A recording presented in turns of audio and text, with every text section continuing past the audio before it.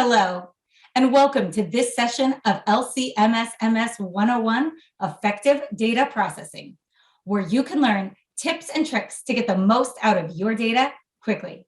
I'm 𝗞𝗿𝗄 with SCIEX, and I'm your moderator today. Today, we're joined with speaker Dr. 𝗞𝗿𝗏 𝗢𝗏.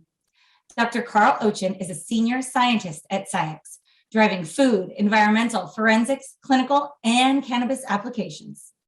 Before joining SCIEX, he completed his PhD at the Colorado School of Mines, where his research focused on non-targeted characterization of complex surfactant mixtures, including aqueous film-forming foams, which led to the discovery of several 𝗞𝗏 polyfluorinated alkyl substances that since have been found in a variety of environmental samples and industrial chemicals.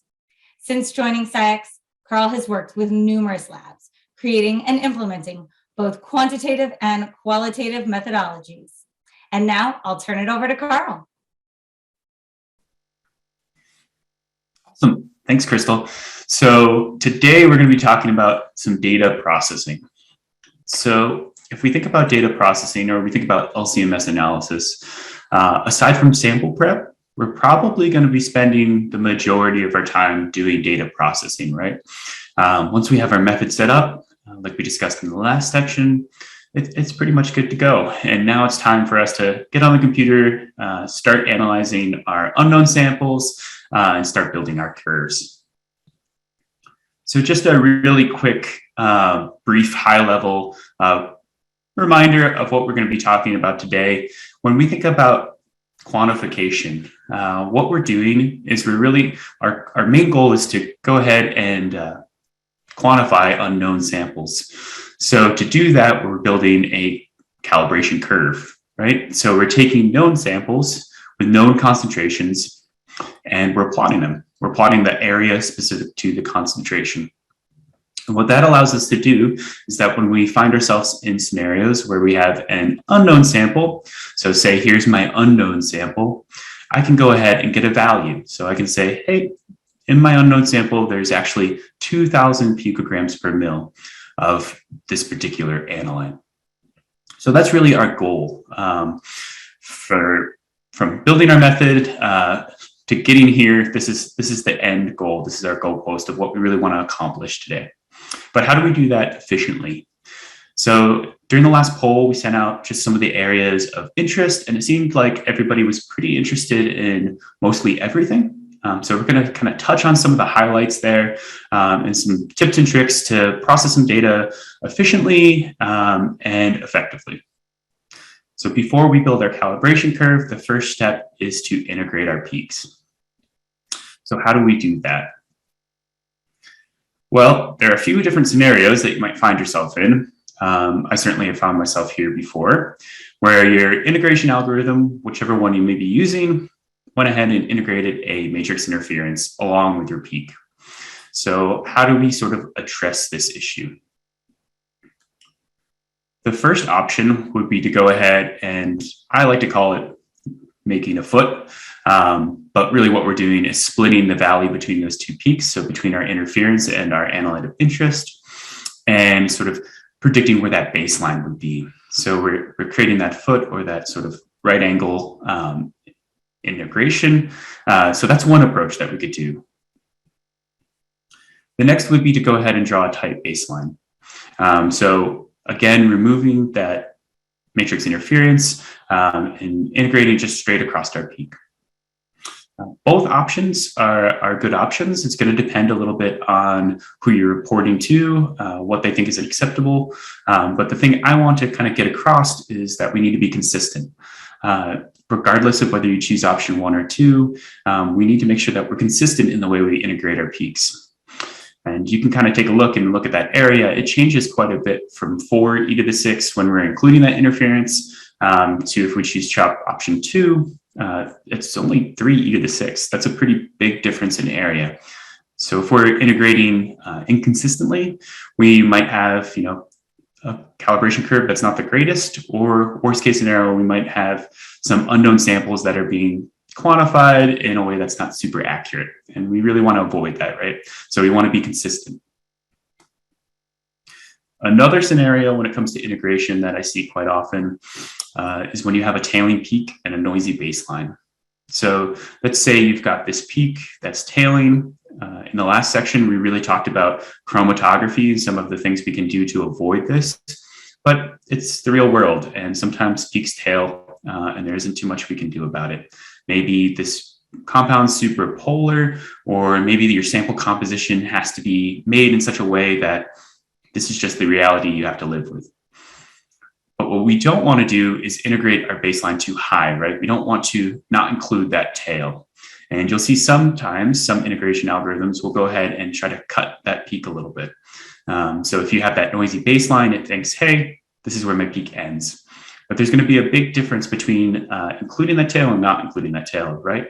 So we want to make sure we're consistently integrating under our entire peak, even if our chromatography is less than ideal. So what other situations can we get into, and what other variables can we control when we're talking about integration? And probably the big one that we're kind of all thinking of is smoothing. So if we kind of refresh ourselves to the first few sessions and talk about points across the peak. So each one of these points represents a time when data was measured. So every one of these points is when the mass spec gave us some piece of information. Between these points are essentially straight lines just drawn to connect the points.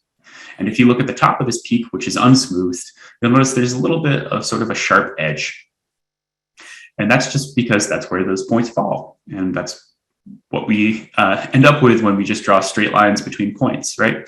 But what we want to do with smoothing is go ahead and sort of remove some of these inconsistencies and some of the variability that we might experience just based on where our points fall across our peak. And those points really are just related to the cycle time. So how many MRM experiments we have and how long we're allowing those experiments to continue, so the dwell time. So it might change from run to run. So we want to make sure that that variability is minimized. And an easy approach to sort of combat this would be smoothing.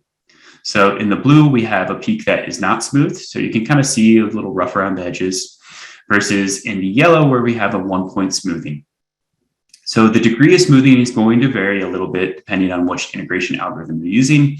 I'm going to be pretty specific to SCIEX software, but the theory is the same whether you're using a GCMS or LCUV or a different LCMS-MS system. We want to smooth these peaks. So a 1-point smoothing would be considered a very low smoothing or a very small amount of smoothing. And what you see is that peak now looks pretty Gaussian. So we've removed some of those rough edges. We haven't really affected its intensity. And if we take a look at the area of the peak, we haven't really manipulated the area too much either. Versus if we do something like a medium smooth or a 2-point smooth, now we start to see that intensity decrease, although the area is pretty consistent with the other two peaks. And then finally, if we went crazy and wanted to do something super wild and integrate with it or smooth with 10 points, so way over smooth, we notice that we get this sort of short and fat peak. So instead of the nice 6-second peaks that we were observing before, now we have a peak that's almost 30 seconds. And if we look at that intensity, we've lost 2/3 or more of our intensity. So why do we want to avoid this? One, we're sort of manipulating the data in a way that isn't representative of what the true data was. And two, and probably equally, if not more important, when we spread out that peak, we're including more of that baseline. So any noise, inconsistencies that are included in that baseline are going to be amplified and taken into account in our peak. And if we have a noisy baseline, it's going to get harder to discern sort of our peak of interest from the baseline itself. So typically somewhere in the low smoothing or the 1-point to 2-point smoothing is where we want to live. Now, how about isomers? I get asked a lot about isomers. So here we have a fluorochemical, and there are branched and linear isomers. So how do we address this? And the answer is going to depend a little bit based on your goals. Maybe you want to go ahead and quantify the linear isomers separately, which would be fine. But more commonly, folks want to sort of integrate this as a whole and report it as a single concentration, since it's the same compound, just isomers of that compound. So we'll see this a lot in fluorochemicals, but also things like pesticides, et cetera. So how do we do that and how do we address this? So we talked about smoothing, but there are a few other variables that you kind of have control over to fine tune your integration, specifically your automated integration. The first would be noise percentage. So the noise percentage is really how much of that baseline you're considering. So as you go ahead and drop that number, so you make your noise percentage lower, you're starting to include more and more of that baseline noise, versus if you make it higher, where you're sort of drawing a nice tight peak. So if you had a single analyte, you would probably make this noise percentage somewhere in the 80, 90%, versus here, where we're trying to integrate some isomers, we're going to lower that down. Baseline subtraction window, that's pretty self-explanatory. That's how much of the baseline you're considering. So how much of a window you want to look out. So 30 seconds, for example. And then probably the most important variable in this scenario, which would be peak splitting. So if we think back to that previous slide with all those dots along our peak splitting is essentially saying how many points between two peaks need to exist for those to be considered two peaks. So if I set that value to 1, there would only need to be one of those points between two peaks for that to be considered two peaks. Versus here where we have 10, so we're saying, hey, I want you to include these other isomers as a single integration. So depending on what your goal is, you'd either lower or raise that. In this case, we're going to increase it because we want to integrate our isomers together. So those 4 variables would be sort of the keys to really optimizing your automatic integration, your automated integration. So we've integrated our peaks. Now comes time for sort of the meat and potatoes of any quantification method, and that's really to quantify, right? So how do we quantify? So we talked about curves, but what are some of the other variables that come into play when we talk about quantification? And 2 big variables that folks had a lot of interest in are internal standards and surrogates. So what is an internal standard? What is a surrogate? And how are they different? So internal standards and surrogates usually are one of these 3 types of compounds. First, it would be a stably labeled isotope. So in this case, we have a native fluorochemical and we have a internal standard that has 2 C13s, so a slightly different mass. This is sort of the gold star. So this is what we would really kind of strive for, and in the best case scenario, what we really want, since we'd expect these 2 compounds to act very, very similarly in the source, during the matrix, or in our matrix, for example. But it's not always possible. Sometimes isotopically labeled things just don't exist, or maybe it's just too expensive to be practical for your method. And if that's the case, we have 2 more options that we can kind of choose from when it comes to internal standards and surrogates. The first would be we can choose something that's just very similar to the compound of interest. So I've got a fluorochemical here. I could choose another fluorochemical that I don't think will be my sample. And that's really the key. We want to make sure that it's not in our sample. So we want to choose something that just doesn't make sense for it to be there, but is structurally similar to our actual compound of interest. And if that's not possible, then we might just go ahead and say, hey, let's just choose a compound that is not similar to our compound of interest, but we definitely wouldn't expect in our samples. This is a scenario that you can find yourself in depending on different circumstances. I personally have had to do this. When I was working with oil and gas wastewater, we would use antidepressants as our internal standards because there just weren't even analytical standards available for the compounds of interest that we were looking at. And it would be pretty unusual to find antidepressants a few thousand feet underground. So we felt pretty good about using those as sort of a way for us to assess how well our method is working. And the key here is we're really going to add these at a known concentration. So if they're the same thing, or they can be the same thing, just different compounds, what makes an internal standard and a surrogate different? So the big takeaway here is that a surrogate is going to be added before sample extraction. So we have our chemist here, he's doing some SPE, he's going to go ahead and add his surrogate first. then he's going to go through his sample extraction. Versus an internal standard, and an internal standard is added after. So after the sample extraction, whatever that may be, typically this is pipetted directly into your autosampler vial, for example, at a known concentration. So two very different things, and they really help us in two very different ways. So an internal standard is very good at helping us account for any LC variability that might occur.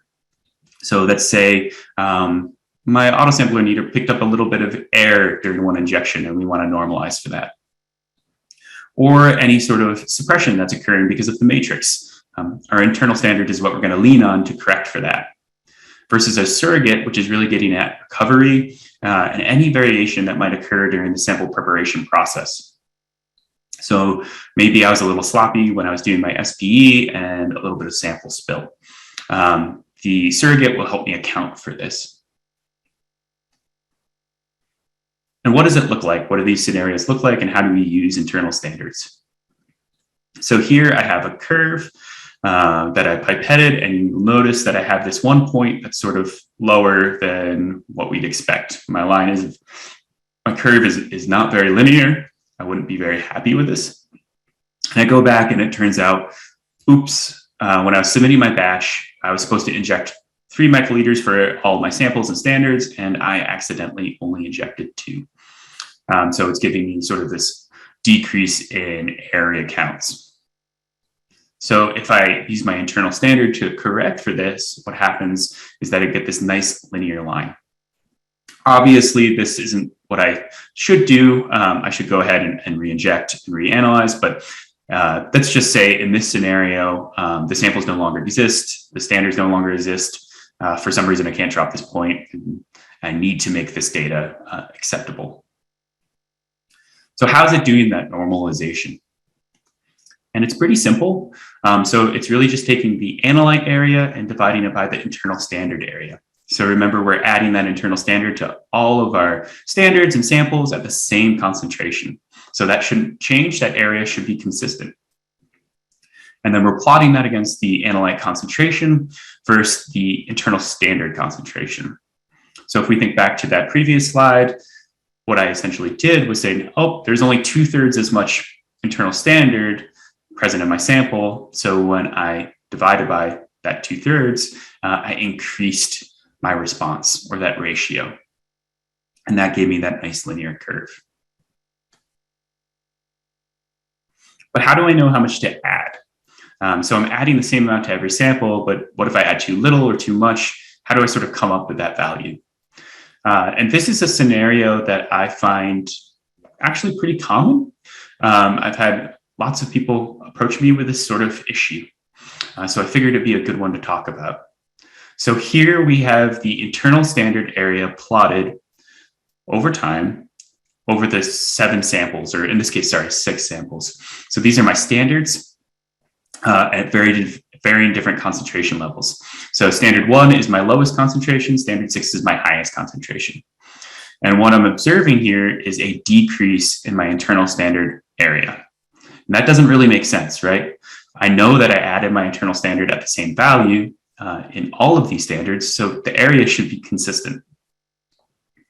And essentially what we're seeing here is source saturation. So we've added too much internal standard. And if we think back to session 1 and session 2, where we talked about ionization. So if we're using, let's say, an isotopically labeled standard, it's going to be eluting at the exact same time, more or less, as our analyte of interest. And they're both competing to be ionized. So if we have a lot of internal standard and we also have a really high standard concentration, we have those two things competing with each other. So we're essentially getting some source saturation. Only so much can be ionized at one time. And that's why we sort of see this decreasing trend. So we want to avoid that. So the level we should use when sort of choosing an internal standard concentration should be somewhere in the middle of your curve. So we want to basically make sure that it's not at a high enough concentration that we're observing any source saturation, but it's present in a value that is enough that we see it above our baseline. There's no worry about it being lost in some sort of interference, and it's reproducible. So somewhere in the middle of your curve to the low middle of your curve is usually a really safe place to start. Also, the less you use, the cheaper it will be. So it's kind of a get 2 for 1 there. Awesome. So we've gone ahead and quantified, but how do we be confident in our data? And this is where QA/QC becomes really important. And how do we communicate to others that, yes, this is the true value for this unknown sample? Because that's our goal. So I just have an example of a batch here. It may vary a little bit depending on what kind of assays you run, but it's a typical quantification or quantitation batch where we have some blanks, a series of standards, usually between 5 and 7, and then we have some QCs. And what you'll notice here is that I have my samples bookmarked between QCs and blanks. And that's intentional. So typically I would run 10 samples in between my QCs and blanks.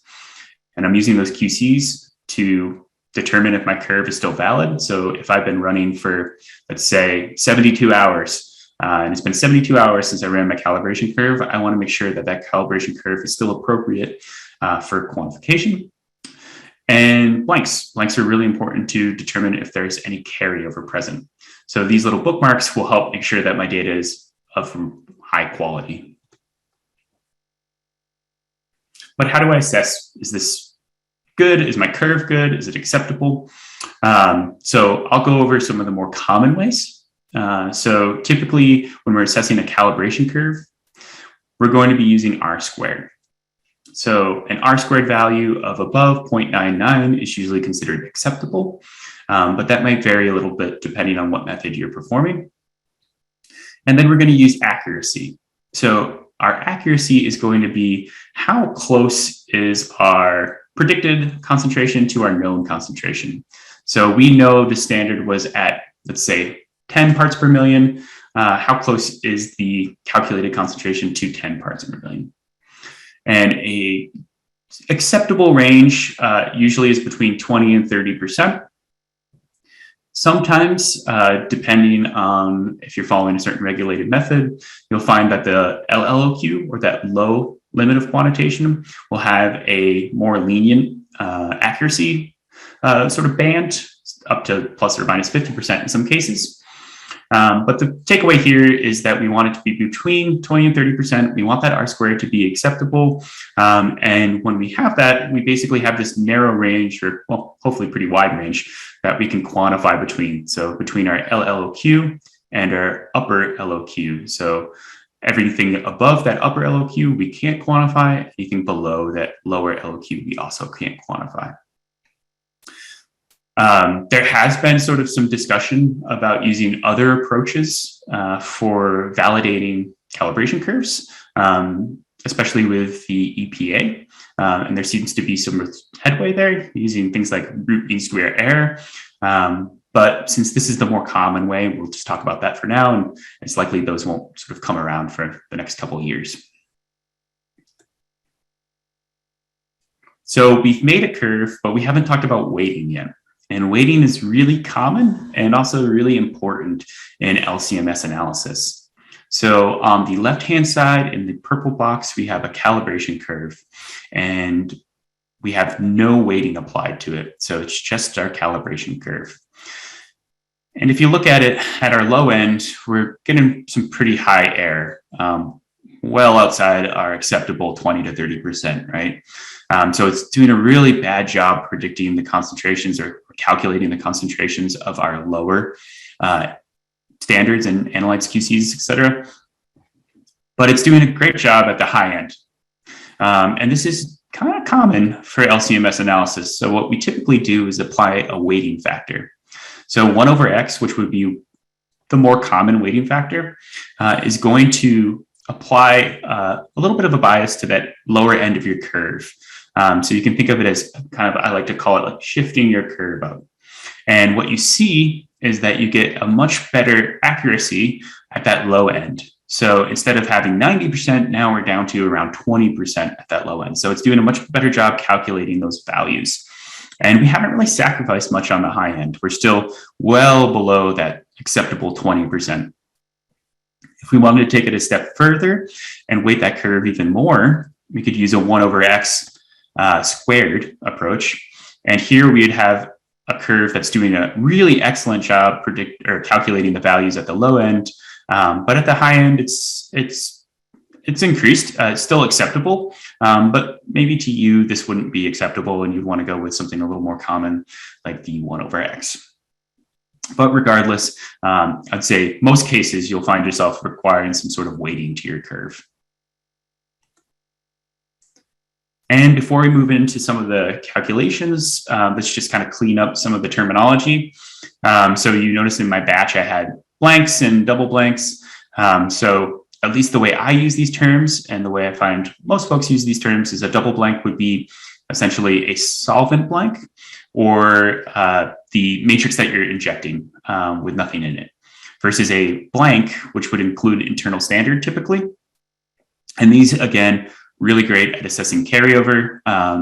Always recommend running a blank after your high standard to make sure that you aren't experiencing any of those issues versus our low QC and our high QC. So these would be a quality control sample at a known concentration at the low end of your curve and a quality control sample at the high end of your curve at a known concentration. So again, these are just being used to assess that your curve is accurate, you're doing a good job sort of predicting or calculating your unknown samples concentrations, even if it's been hours or days since you last ran a calibration curve. In some labs, especially if you're coming from the GC world, you maybe will run QCs, and if your QCs are passing, you don't even run a calibration curve until those QCs fail. So it will depend a little bit based on your lab setup and who you're sort of reporting to. All right, so how do we use those samples to give us some data? So matrix effect and extraction recovery are two big pieces of data that we're going to want to understand from a method standpoint and also want to assess, I would say, a batch-to-batch standpoint. So typically, best practices would be to go ahead and extract a matrix blank with every sample batch that you produce, and to go ahead and extract a spiked matrix sample. And they kind of give us two different but important pieces of information. Let's start with matrix effect. So the matrix effect, how much is our matrix impacting our results? So here we are doing this without taking into account any part of the extraction. So we are taking our matrix, in this case would probably be our matrix blank, and spiking our standard on top of that matrix blank. We're then dividing it by the area of the neat standard. So we don't have to worry about things like recovery, any losses that are coming from the sample extraction. We're just taking into account that matrix. So we're trying to figure out, is there any suppression or enhancement? So since we're normalizing to 100, in a perfect world, this should be 100. When we talk about extraction recovery, here we're using that pre-spike sample before extraction, and we're dividing that by the neat standard area. And this is going to give us an idea of what our losses are. And the amount of loss that's acceptable to you is going to kind of change. So maybe you're going to say plus or minus 30% is acceptable. That being said, if you're using something like surrogates, you can go ahead and use those surrogates to correct for that. So that's commonly referred to as an isotope dilution method. But you can, even if you say have 50% recovery, well, you have that isotopically labeled surrogate that you can use to correct for any losses that are occurring during that extraction process. Or maybe it's just something you want to monitor. And when we talk about matrix factor, so matrix factor, also kind of referred to as matrix effect, depending on what circles you're involved in. Here, we're really trying to figure out, is there enhancement or is there suppression? So in this case, I have my purple, which is my neat, and my sample, which is my spiked matrix. And you'll see that that peak is smaller than the purple peak. So if these were a 1-to-1 ratio, that's great. We are seeing no matrix impact. Since it's smaller though, what we're essentially saying is, yes, there is some suppression occurring. And again, that's the more common, especially as you get into some of these more complicated and traditionally dirtier matrices. Maybe you're doing something like serum or soil or plasma. Suppression is something we all have to live with. And we can try to find ways to work around it, like using surrogates and internal standards. Enhancement is a little bit more unusual. Typically, if I see enhancement, it's usually an APCI over ESI, but I've seen it in ESI too. And finally, when we want to be very confident in the data we're reporting, ion ratios. So if we take a step back to session 1 and think about what the kind of experiment we're doing an MRM experiment. So we're using our Q1 to filter for the parent mass, in this case, the 215. And we're going to create some fragmentation. So when we create this fragmentation, we have a few different fragments to choose from. So in this scenario, I went ahead and isolated for the 185, and that will be my MRM experiment. That being said, we could do a separate experiment and isolate for the 193. And if we wanted to use ion ratios, that's exactly what we would do. So when we talk about ion ratios, we're talking about the ratio between the quantifier and the qualifier. So the quantifier is typically the most sensitive fragment, and that's what we're going to use to calculate a concentration. The qualifier is typically the second most sensitive fragment. And what we're doing is we're looking at the ratio between these two. So if we just look at the pink peak and the blue peak, the ratio here should be the same always. So when we calculate our ion ratio, we'll divide our qualifier by our quantifier, or vice versa, it doesn't really matter, but this is the way we typically do it at SCIEX. And you'll get your ion ratio. And we're calculating this from our standards. So we know that analyte is in our standards. We know it's a nice, neat analytical standard. That ratio should be the same whether we've injected 1 picogram or 100 picograms. That ratio is going to stay the same. And we can use that in our unknown samples to be more confident in whether or not this is truly our analyte of interest. In terms of what is acceptable versus what is unacceptable, typically folks will use a constant tolerance, so plus or minus 20 to 30%. This works best when your quantifier and qualifier are similar size. That's not always the case though. And if you find yourself in a situation where your qualifier is much, much, much smaller than your quantifier, using something like a variable tolerance might be more appropriate.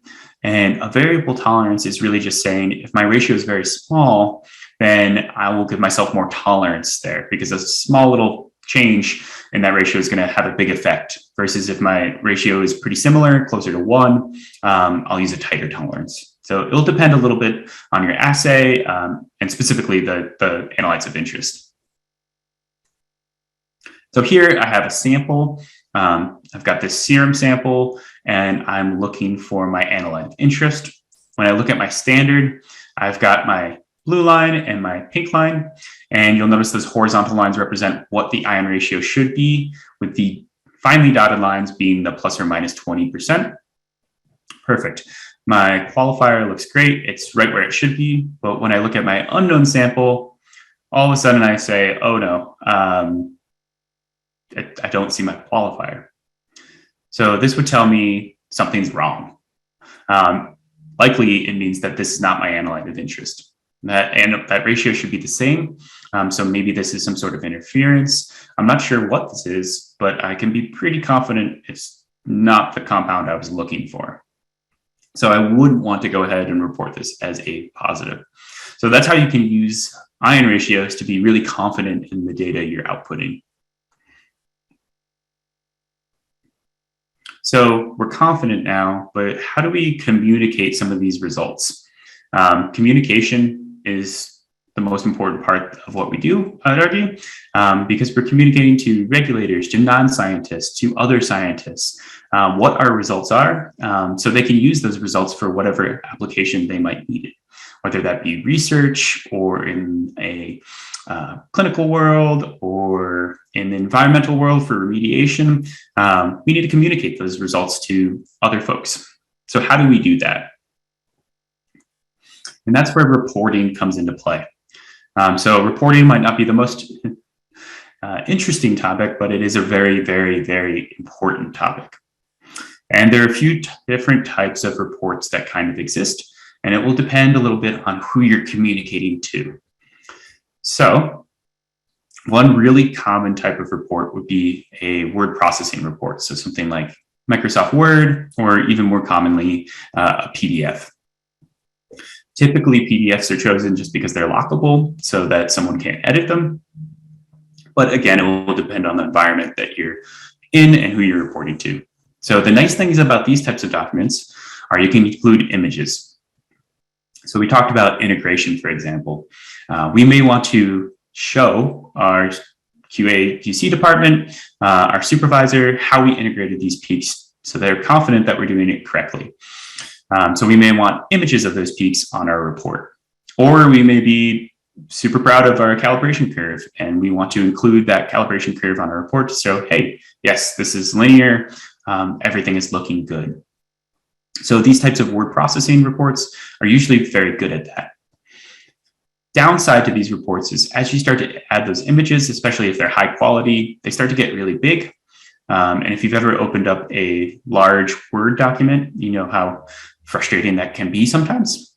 And also, it usually means that somebody has to review it. So you're usually relying on a person to go through this report. So that can be a little tedious. Another option would be a numeric and text-based report. So these are equally as common. And here we are essentially using a text file. So we're including any text we need to include and any numeric value. And because it's just a text file, these files, even if they have 10,000 samples in them, are still relatively small and easy to manage. And you may be taking this data and moving it into something like Excel, where you have a macro you're running, or R, to do some further data analysis. I always try to avoid transposing data into other softwares if you can. We didn't talk about it here, but there are some functions in SCIEX OS where you can do a lot of those calculations from Excel right in the software. And anytime you can prevent or not transpose data into a different software, you eliminate sort of that risk of errors occurring. But these data files are super small. You can transfer them right to limbs, share them between colleagues with relative ease, but that makes them very editable too. And then a LIMS system, so Laboratory Information Management System. This is kind of the gold standard, I'd say, when it comes to managing labs that are producing a lot of data and a lot of samples. So this is an automated system that you can either drag that text-based file into, or can link directly with a software like SCIEX OS. So the data is going into this LIMS system. Any further calculations that need to be done are being performed. Any flagging that needs to be done is being performed. It can be a great approach if you are sharing data with, say, a customer, and you want to have a nice sort of clean report at the very end. But some of the downsides here, they can be expensive depending on what system you go with. If you build it in a house, it could be a lot of work, and you usually need someone to sort of be there to maintain it, versus if you go to, say, another company. All great choices, and it's really going to depend on who the end user is. So if you're submitting a report to your QA/QC department, they're going to want to see integrated curves. If you're submitting a report to a cannabis cultivator about what pesticides are in their sample, they don't really need to see the integrated peaks and curves, I'd imagine. They really just care about that final concentration value. And that's going to really dictate what information you put in your report. So typically things like sample name, et cetera, would be very common to include in a header. But when you get down to the granularity of like an integration algorithm, for example, probably not super important to that cannabis cultivator, for example, but maybe really important to your supervisor. So I always recommend, after many, many years of building reports for folks, to sit down as a group and discuss what data you really need to show, what data is absolutely necessary, and what data, if we need to go back and check, we have the data file stored somewhere and we can look, but it's not necessary to be on my report. And the same would go for our table, which has our analytes, our concentrations, usually retention time. What data do we absolutely need to show to communicate my results to someone else? And what data can we sort of not include? That's just not relevant to this particular customer, regulator, et cetera. Awesome. So with that, that kind of wraps up some of our data processing tips and tricks on how to be a little bit more efficient. Remember, it all starts with integration. So when we think about integration, the big thing I want to stress is to be consistent. Consistency is arguably the most important thing. So sit down with your group, decide on how you're going to sort of address those kind of situations that we talked about. Maybe you're a foot lab and you want to draw feet, or you want to draw a tight baseline and exclude that matrix interference. Either works, just make sure that you're being consistent. Quantification, internal standards and surrogates, although it's an extra step, can save you a lot of time and effort and also allow you to be a lot more confident in your data. So in addition to sort of the QA/QC samples and approaches, having surrogates internal standards can account for some of those crazy situations where maybe this one particular soil has a ton of suppression. It just gives you another tool in your toolbox that you can use to be confident in your data. And finally, communicating those results to others. Know your target audience when you're creating these reports, because that's going to really change what data you need to show and what data you need to include in your reports. If you're interested in some step-by-step instructions on how to use, say, SCIEX OS or Multiquant, SCIEX Now Learning Hub is great. It will walk you through building a process method to quantifying results to making your own reports. So if you want to sort of dive in and get into some of the nitty-gritty, I really recommend you check out SCIEX Now. Those courses are mostly free, I think, if not all of them. So they're great resources.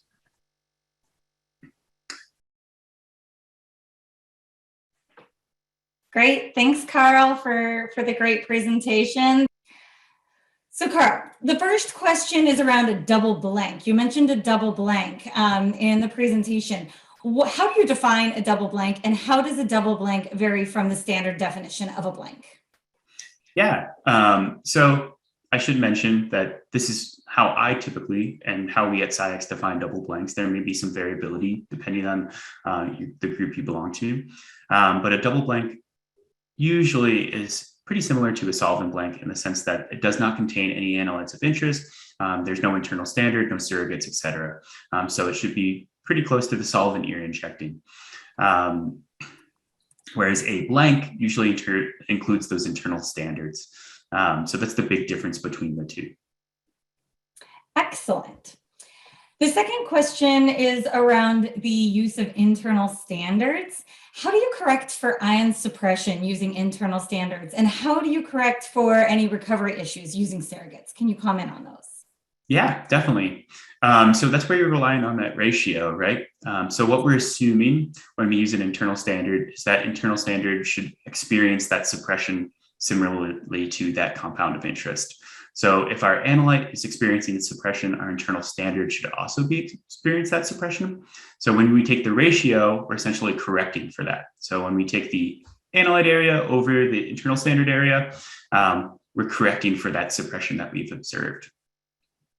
Versus something like a surrogate. So a surrogate here, that does experience suppression too, right? But we're really using that information to get at our recovery and any sort of variability that we're experiencing throughout our sample preparation. So there are a few different approaches on how you could use that. You could do the same thing that I just mentioned with your internal standard and normalize to your surrogate area instead. And that's called an isotope dilution method. Or you could just monitor that and make sure it's within a sort of acceptable bounds. So it'll depend a little bit on your goals and how much recovery issues you're experiencing. Excellent. Thanks, Carl. The second question is around how much IS. You talked about how much IS and you mentioned maybe put it in the middle of your range. In the graph, it looked like it was in the middle or in the lower third. So could you clarify, do you use middle range as far as amount, raw value of the analyte of interest, or do you use your curve level? So if you have 5 points, you put it closer to 0.3. Good question. Yeah, that is exactly what I meant. So I typically will use the middle part of my curve, but for me, if that's around standard 0.3, that's totally fine. What I'm really sort of getting at is to avoid having it be at the higher end of your curve, so you don't experience that source suppression. And also, I really want that value to be, or that concentration to be, at a point where I'm not worried about my baseline noise being too high, or it's at such a low level that I'm worried that there might be some variability between injections just because I'm sort of scraping the bottle and barrel in terms of sensitivity. So I just want to make sure that I have a nice strong signal, but not too high. I know that's a little vague, but somewhere in that middle range is usually where I'll shoot. Thanks, Carl. The next question is also around amount, but it's in relation to QCs. We also discussed the low and the high QC. How do you go about determining what a relatively good concentration level for your low and high QC might look like? Yeah, great question. And some labs will even include a midpoint QC. So it really is going to depend a little bit. When I'm a notoriously lazy person when it comes to pipetting. So when I choose my mid and low, or my low and high points, I usually use a very similar concentration to my standard, if not the exact same concentration of the standard, because it makes it easier for me when I'm pipetting. But that's been my approach. You can also go ahead and just choose something in between two values. So you'll see a lot of folks use, if you have standard 4 and 5, their QC will be a value between standard 4 and 5. And that just makes sure that we're seeing, accurate quantification of those QCs. Excellent. The next question goes on to calibration curves. So if you have a good R or R squared value, the example given was like a 0.99. So you have excellent linearity within your calibration curve. Should you still consider utilizing weighting? And if so, why? Good question. And there's been a lot of talk in the analytical community about whether R squared is really the best way to assess our curves. Traditionally, it's what we've always used. But maybe there's some new approach that we can use to be a little bit more confident in our data. I'd say, though, if you're using R squared and you have a great R squared value, to decide if you need to apply some weighting, it would really depend on the accuracy of those standards. So when you look at the calculated concentration of your low end of your curve versus your high end, if you are getting great values, all your errors below whatever might be acceptable to you, let's say 20%, feel free to forgo the weighting. But if you notice that, hey, the bottom end of my curve is experiencing quite a bit of error compared to the high end of my curve, that's when you may want to apply something like a 1/x weighting. Excellent. Our next question is also around calibration curves. And you talked about different regression types, linear, quadratic fit. Can you explain how you choose between the different fits? When would you go away from maybe a linear fit? And also in that, you mentioned Wagner regression. Can you explain a little bit further on Wagner regression and when it might be utilized? Good question. So I'll say I am a little bit of a purist. I pretty much always use a linear curve. Typically, in my experience, if I need to use a quadratic curve, there's likely something I can fix in my method to correct for that. So I mentioned some source suppression, for example. If you're experiencing source suppression, a lot of times you end up with this sort of quadratic curve. So a good way to assess if, hey, is that occurring, would be to plot your internal standard area over time, or over the concentration levels, to see if you see that decrease. But typically, you're going to be in a linear range. So if you do have that quadratic curve, I'd be worried that you're experiencing some saturation, whether that be at the detector or the source. That being said, there are some cases where you just can't avoid it. That's just the nature of the beast. But in most cases, it's something you can probably address with your method. And the same I'd say for Wagner curve as well.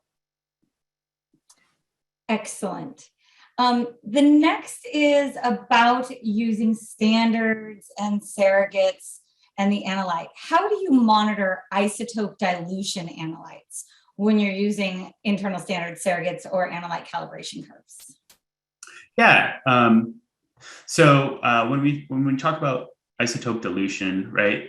For those who are unfamiliar, we're using that surrogate to essentially correct for those recovery differences that we might experience just due to sample prep or just the nature of that compound.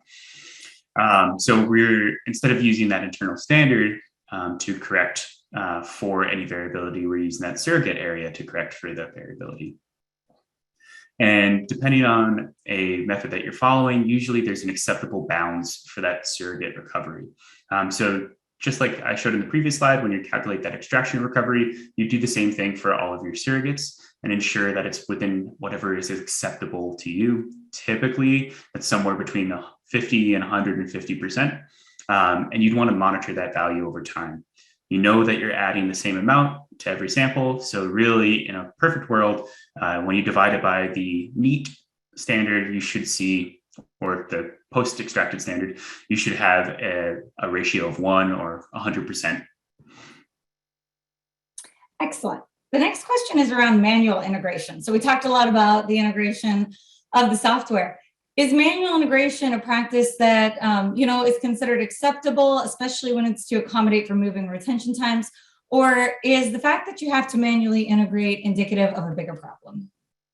Yes, great question. And I'd say if you find yourself having to manually integrate often, then yeah, it's probably indicative of a bigger problem. So if you find your retention times shifting often, maybe it's time for a new column, or maybe there's some error in your lines that's causing that, a bigger problem than just manually integrating. However, if you have an unusual sample, maybe with some bizarre interference that just isn't present most of the time, maybe it's the first time you've seen it, that's when manual integration can be a useful tool. The other case where I see it pretty commonly used is when you do have isomers. And if you don't use the suggestion that I showed earlier with how to integrate them all, some folks will just draw a large line to integrate all of the isomers together. So that would also be another sort of acceptable usage. It just would be tedious if that's your analyte of interest and you have to do it every day for every sample. Excellent. A question around building applications for summing ions when you're using quantitation. And what type of application would you use a sum of an ion? And we know that that's capable in SCIEX OS, but if they're acquiring data or processing data using analyst or multi-quant, is that also a capability? Yeah, certainly. Regardless of the software you're using, you can do summation. Personally, where I use it is when I do polymer analysis. So usually I'm not super interested in calculating the concentration of all of the individual homologs. And instead, I just want a total concentration of, let's say, polyethylene glycol. So that's when I would use summation. So if you find yourself in that point, maybe you're doing some sort of protein analysis or something like that, summation might be a good option. For me, polymer analysis is where I use it more frequently. That is all the time we have for questions today. I would like to thank you for providing such insightful questions and thank Carl for sharing that great information. I hope you enjoyed today's session and we will see you for the next LCMS 101. Have a great day.